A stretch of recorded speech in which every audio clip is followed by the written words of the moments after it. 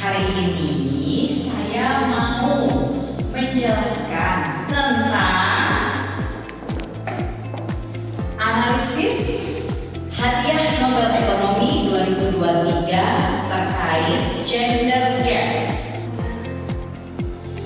Oke, sekarang kita lihat dulu ya pengantarnya. Jadi profil sampel ini membahas kontribusi Claudia Goldin. Siapakah Claudia Goldin itu?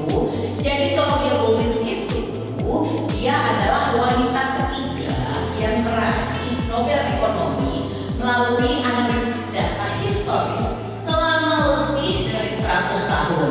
Jadi penelitiannya ini ternyata memberikan gambaran yang komprehensif ya mengenai dinamika pendapatan dan partisipasi perempuan di pasar tenaga kerja global yang sangat mendalam. Solusi inovatifnya untuk mengatasi hambatan pasar tenaga kerja itu melalui perspektif Goldin, Profesor Samuel menekankan pentingnya transparansi gaji. Ya, langkah-langkah strategis ini bisa seperti fleksibilitas jam kerja dan dukungan pendidikan anak untuk menjadi kunci utama dalam mengurangi kesenjangan gender. Pasti relevansi penelitian terhadap kebijakan publik dan bisnis. Jadi penghargaan ini menjadi momentum penting bagi pembuat kebijakan untuk mengadopsi keberagaman dan inklusi lingkungan kerja profesional. Penempatan perempuan di posisi kepemimpinan diharapkan mampu mengubah narasi bias budaya dan memperkuat. Nah, ini ada realita dan statistik kesenjangan gender yang dapat saya analisis.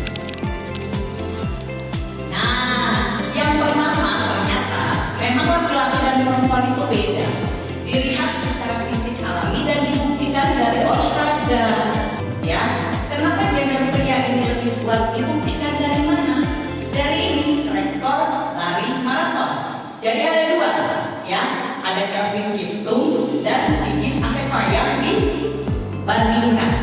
Jadi si Kelvin ini laki-laki itu lari maraton sampai garis finish dia 2 jam 00 menit. Sedangkan Tigis Assefa ini 2 jam 11 menit. Artinya perempuan lebih lambat 11 menit. Perbandingan kecepatan lari dari jarak pendek dalam cabang lari sprint 100 meter, rekor pria yang dipegang oleh Usain Bolt sebesar 9,58 detik. Kemudian kontroversi atlet transgender, ya bahkan seorang pria yang sudah menjadi transgender tetap menjadi lebih unggul dari kekuatan fisik dibandingkan wanita. Nah, kompleksitas kesenjangan gender di pasar tenaga kerja ini ya, contohnya nih ya, ada satu wanita di level eksekutif secara global, statistik menunjukkan keterlibatan wanita dalam posisi strategis masih sangat rendah, di mana jabatan CEO hanya diisi 4,4% wanita dan kursi dewan direksi sebesar 16,9% wanita. Jadi memang perempuan ini masih sedikit ya untuk yang di tingkat-tingkat eksklusif ini ya, yang di eksekutif ini masih sedikit sekali. Yang kedua, kita melihat dari partisipasi perempuan dalam legislatif dan kepemimpinan. Kesenjangan ini sangat terlihat nyata ya pada proporsi anggota legislatif nasional hanya mencapai 25% ya, serta fakta bahwa kurang dari 25 negara di dunia yang dipimpin oleh kepala negara wanita. Jadi di dunia ini kan negara banyak, tapi ternyata yang presiden itu perempuan cuma di bawah 25. Kemudian hambatan dalam negosiasi dan aspirasi tarif, rendahnya keterlibatan wanita sebagai negosiator perdamaian yang hanya sekitar 13%, berdampak signifikan terhadap aspirasi anak perempuan dalam mengejar karir di posisi kepemimpinan tertinggi. Kita lanjutkan di wawasan penelitian dari Profesor Claudia Goldin. Nah, wawasan penelitiannya ini dia ada 3 ya yang saya dapatkan. Yang pertama, ada analisis data historis lintas abad, kemudian pengaruh pendidikan dan pilihan karir, dan dampak signifikan kelahiran dari anak pertama.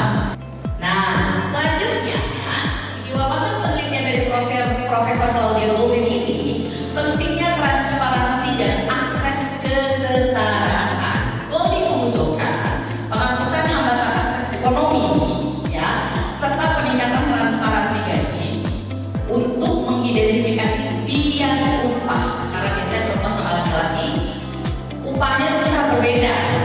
Terus kemudian solusi melakukan kebijakan ramah keluarga.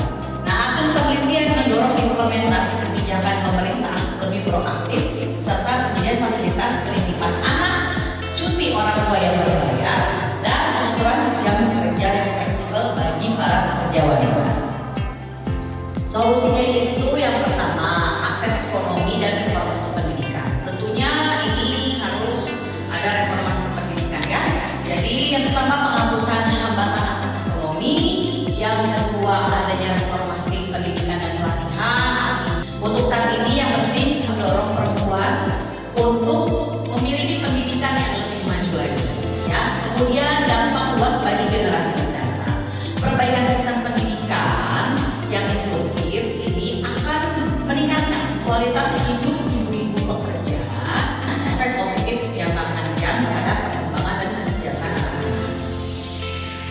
Nah, kemudian dukungan perawatan kesehatan dan pengasuhan anak ini juga penting, ya. Jadi adanya peningkatan layanan kesehatan ibu dan anak itu sangat krusial sekali, ya. Dan penyediaan subsidi fasilitas penitipan anak itu juga sangat krusial sekali buat ibu pekerja yang sudah memiliki anak.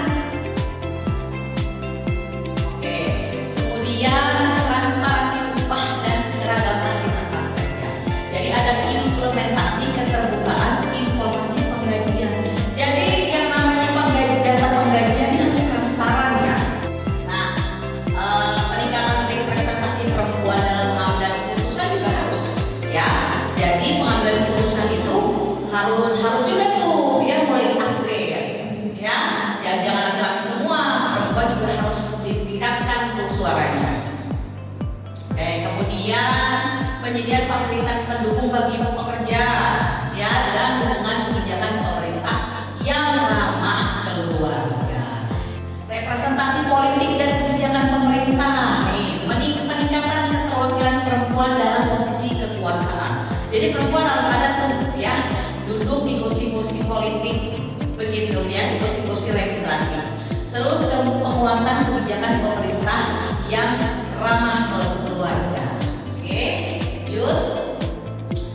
Nah, peningkatan keterlibatan perempuan dalam pengambilan keputusan nasional, karena berdasarkan data, ya, masih terbatas tuh, cuma 25% tuh, ya, yang pengambilan keputusan untuk nasional perempuan tuh cuma 25%. Kemudian kolaborasi lintas sektor untuk solusi berbasis riset. Nah, ini implementasi dan prospek untuk Indonesia. Yang pertama, refleksi kemajuan kesetaraan gender nasional. Jadi kalau misalnya kita mengimplementasikan, otomatis kesetaraan gender